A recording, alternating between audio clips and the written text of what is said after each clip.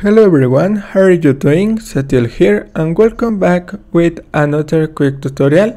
In today's I'm gonna show how to run a check disk in Windows 10 using the command prompt.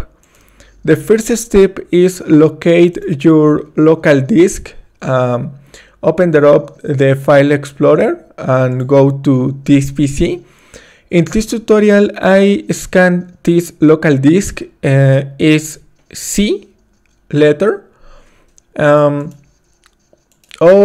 go to the start menu and select File Explorer or type File Explorer and hit enter. Go to this PC and select your local disk. Go to the start menu and type CMD. In the command prompt option, right click and select Run as Administrator. If you receive a user account control prompt, click on Yes. In this new window, type CH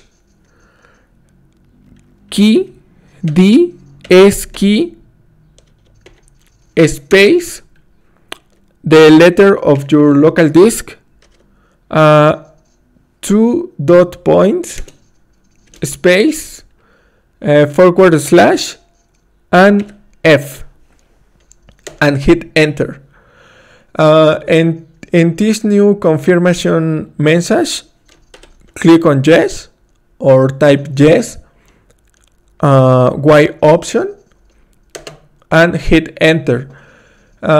This volume will be checked in the next time the system restarts. Close this window and select restart.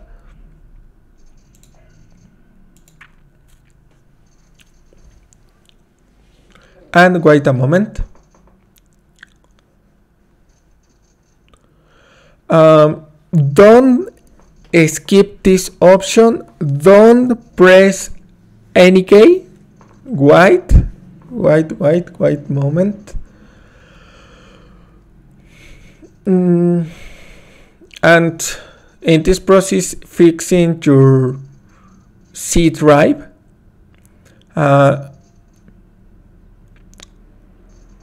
The process is complete.